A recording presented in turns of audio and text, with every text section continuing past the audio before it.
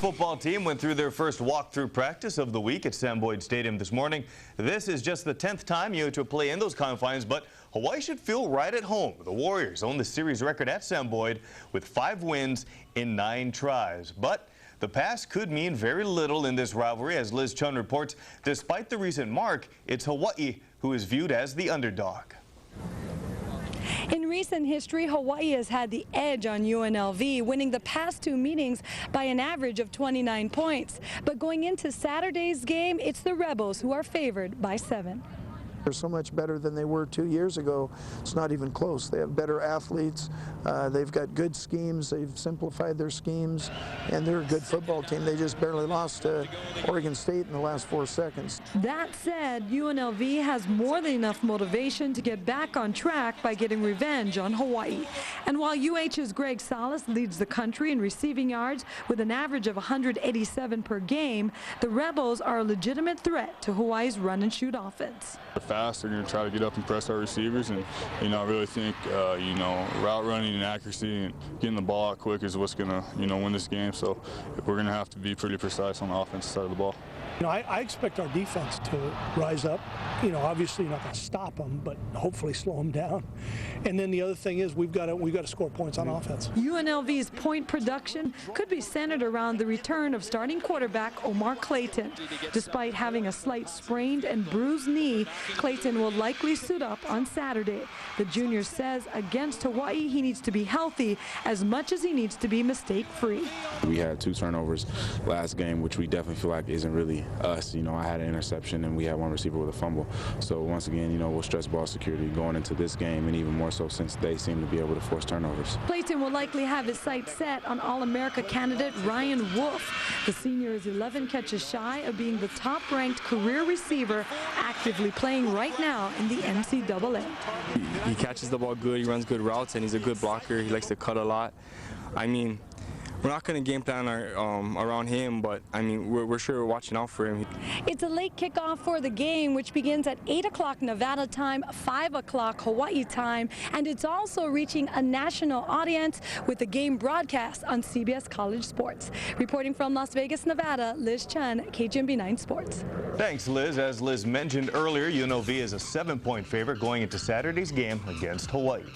2-0 Warrior football team now less than 24 hours away from kickoff in Las Vegas against the Rebels of UNLV. UH brings in a defense to Sin City that ranks #1 in all of college football with 8 forced turnovers in 2 games. Quite remarkable for a unit that has used a total of 26 different players, none returning starters from 2008.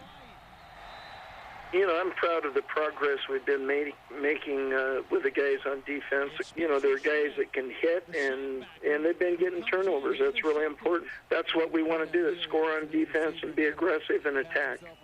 How's it going, everybody? Warrior offense is riding high following last week's 38-20 victory over Washington State in Seattle, where quarterback Greg Alexander threw for a career-best 453 yards. As a unit, the 626 yards of total offense marked as the highest number of the Greg McMackin era. Tomorrow night, UH will get what they say is their toughest test of the young season. They're a very athletic defense. I think they like to man up with guys and try to take them out of the game. So I think they feel they have speed, and I think they'll switch between man and zone, but I think they're going to play us a lot in man. They're really a good football team. They have really done a good job bringing athletes in here, and they're very explosive on offense also. So we have to be able to continue to score, and so, it's going to be a battle.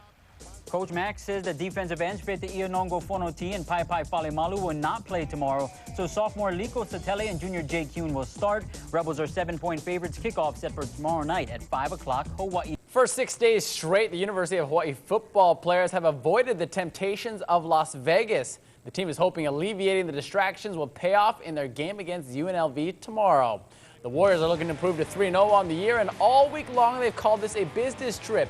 And while the team's primary goal is, of course, a victory, wide receiver Rodney Bradley has another reason why he wants to perform well in Sin City. I'm gonna have a lot of family at that game, so that'll, boost my confidence up. So hopefully I have a good game. Now, if history serves as any kind of gauge, Bradley has momentum behind him. In 2 games so far, he's caught a team-best 3 touchdowns while racking up close to 100 yards a game. Kickoff is at 5 p.m. and is available on pay-per-view. Unfortunately, it will not be rebroadcast on K5 for fans here in the islands. Former Warrior and current Washington Redskins quarterback Colt Brennan underwent surgery on the torn labrum of his left hip earlier this week. He had the same surgery on his right hip last year. Now, according to the Associated Press, he'll need up to 3 months to rehabilitate. Earlier this month, Brennan was put on injured reserve and is out for the year. Tomorrow, the UH Warrior football team takes the field in Sin City, going up against UNLV. Our John Veneri is there, and apparently he's not alone. This is the 19th meeting between the Warriors and the Rebels. Hawaii leads the overall series 12-6. Here at Sam Boyd Stadium, they lead it 5-4, which means they very much have a home field advantage here in Las Vegas, and that's partly because of the family, friends, and former players that turn out to watch Hawaii play UNLV. What's up, John? We're going to win this game. This is the one that everybody seems to always want to come to, isn't it? Absolutely, man. It's the 9th neighborhood, 9th island.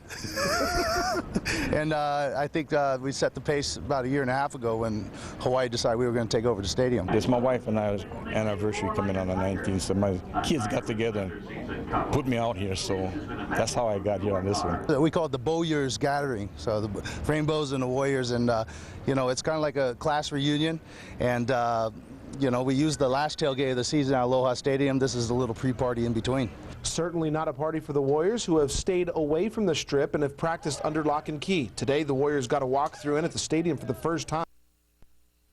And the schools know how important this rivalry is, not just to the players and coaches, but to the fans as well. After this year, they have agreed to a contract will have the Rebels and Warriors playing 7 of the next 9 years.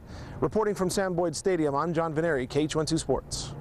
Thanks, Johnny. Warriors are 2-0, Rebels 1-1. Kickoff tomorrow set for 5 p.m. Hawaii time. If you aren't planning on watching the pay-per-view broadcast of the game tomorrow and instead planning on waiting for the free rebroadcast the next day, well, you're out of luck. CBS College Sports owns the rights to the game and will not be airing a free rebroadcast here in Hawaii. What's more, fans will only be able to order tomorrow's game if they have or also purchase the Oceanic Time Warner Sports Package or the UH Pay-Per-View Season Ticket Package. Tomorrow will be the only single game in which these purchase conditions will apply.